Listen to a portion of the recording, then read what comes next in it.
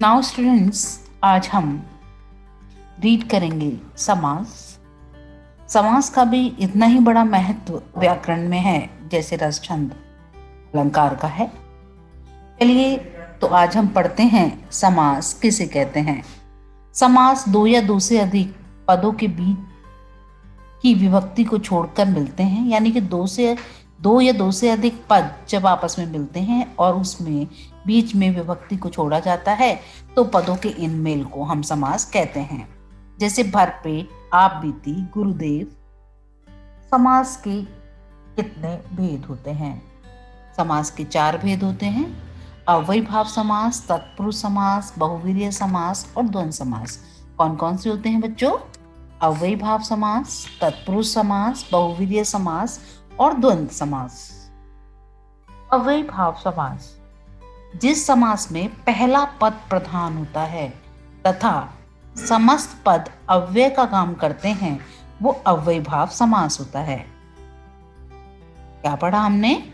जिस समास में पहला पद प्रधान होता है और अन्य समस्त पद अव्यय का काम करते हैं वो अव्ययीभाव समास होता है। चलिए अब इसको एक उदाहरण के द्वारा हम देखते हैं। यथावधि यानी कि अवधि के अनुसार। आजन्म, आ इसमें प्रधान है। जैसे यथावधि में यथा प्रधान है, यानी कि अवधि के अनुसार हम इस काम को करेंगे। ऐसी आजन्म माने जन्म प्रयत्न, यानी कि पूरे जन्म, इससे ही प्रदर्शित हो रहा है। प्रतिदिन, यहाँ भी प्रथम पद जो है वो प्रधान है। प्रति यानी कि दिन दिन हम इस काम को कर रहे हैं। भर पेट यानी कि भर पेट का मतलब पेट भर कर। तत्पुरुष समास जिस समास का उत्तर पद प्रधान होता है और पूर्व पद गौण होता है। इसमें उत्तर पद प्रधान है और पूर्व पद गौण है, उसे तत्पुरुष समास कहते हैं। इस समास में दूसरा पद प्रधान होता है। जैसे अभी हमने पढ़ा तो उसमें कौन सा पद प्रधान था? प्रथम पद। इसमें कौन सा पद प्रधान है? दूसरा पद। तथा विभक्ति चिन्हों का लोप होता है, वहां पर तत्पुरुष समास होता है। तो हम लोगों ने क्या पढ़ा? जिस समास का उत्तर पद प्रधान होता है और पूर्व पद गौण होता है उसे तत्पुरुष समास कहते हैं। और इस समास में दूसरा पद प्रधान होता है और विभक्ति चिन्हों का लोप होता है। जैसे चंद्रमुख, चंद्र जैसा मुख, दूसरा पद प्रधान है मुख, मुख की तुलना चंद्र से की है। नव ग्रह, कितने ग्रह? 9 ग्रह, तो 9 ग्रहों का समूह। दही बड़ा, दही में डूबा हुआ बड़ा। पीतांबर, पीला है अंबर। तत्पुरुष समास के 3 भेद होते हैं बच्चों: कर्मधारय समास, नत्र समास और दिगु समास। कर्मधारय समास किसे कहते हैं? कर्मधारय समास के दोनों पद में विशेष्य और विशेषण या उपमेय और उपमान संबंध होता है तथा दोनों पदों में एक ही कारक की विभक्ति आती है तो उसे कर्मधारय समास कहते हैं। जिस समास के दोनों पदों में विशेष्य और विशेषण या उपमेय और उपमान का संबंध होता है, उन दोनों पदों में एक ही कारक की विभक्ति आती है, वहां पर कर्मधारय समास होता है। उदाहरण: नीलकमल यानी कि नीला है जो कमल। पीतांबर, पीत है जो अंबर। गुरुदेव, गुरु रूपी देव। भलामस, भला है जो मानस। दिगु समास, इस समास का पहला पद संख्यावाचक होता है, यानी कि पहले पद में संख्या दी होती है। ये बड़ा ही अच्छा समास है और ये मतलब बहुत ही आसान है और हम बहुत जल्दी से आइडेंटिफाई कर पाते हैं कि इस कौन से शब्द में दिगु समास हमारा है। सबसे आसान बच्चों को लगता है क्योंकि इसमें पहला पद संख्यावाचक होता है। संख्या को पहचान के हम इसको आराम से पहचान लेते हैं कि ये समास दिगु समास है।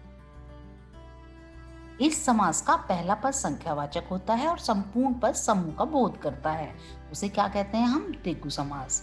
जैसे पंचवटी, पंच माने 5, वटी माने वट, यानी कि 5 वट वृक्षों का समूह। तो देखिए आप बच्चों, पहला जो आपका शब्द है पंच, यानी कि 5, यानी कि गिनती बता रहा है ना, इसलिए यहाँ पर द्विगु समास है।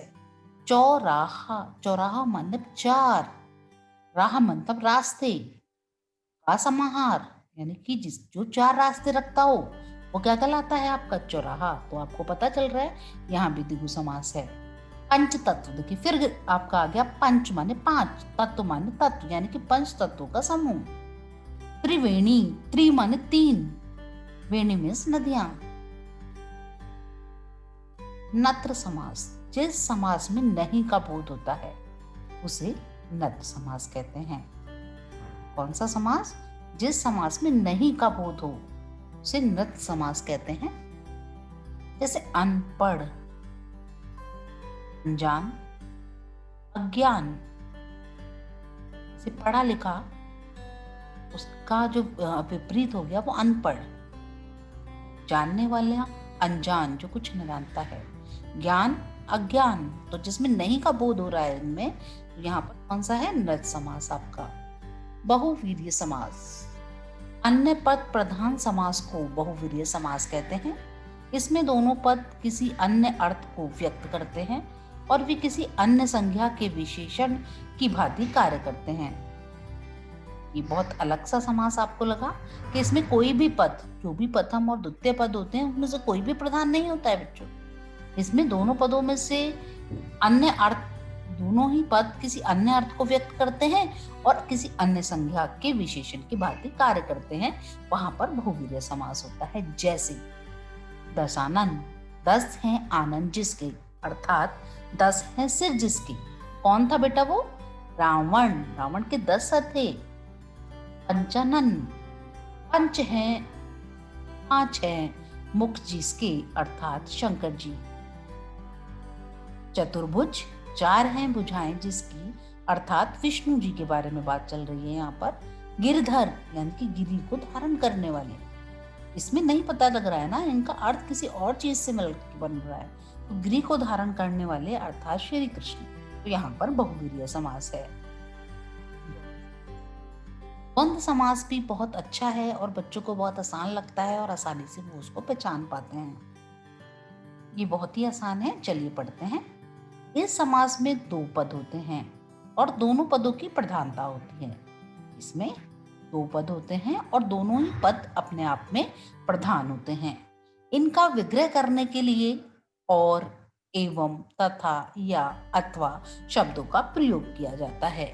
जैसे हानि डैश लाभ, यानी कि इसमें लोप होता है बेटा। हानि और लाभ के बीच में हमें कुछ लगाना चाहिए था, वो नहीं लगा होता, तो वहां पर कौन सा समास होता है? द्वंद्व समास। हानि और लाभ आपने लिख दिया, यानी कि हानि या लाभ। नर नारी, नर और नारी, तो और शब्द का लोप है यहाँ पर।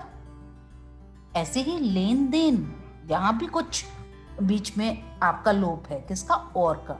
लेना और देना।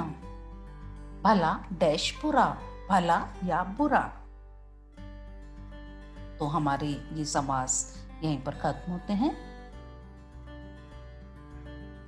अगर आपको ये वीडियो अच्छी लगी हो तो इसको लाइक, शेयर एंड सब्सक्राइब जरूर करें और अपने फ्रेंड्स के साथ भी शेयर करें, जिससे आप इसका अध्ययन कर पाएं और आप समास को अच्छी तरह समझ पाएं। धन्यवाद।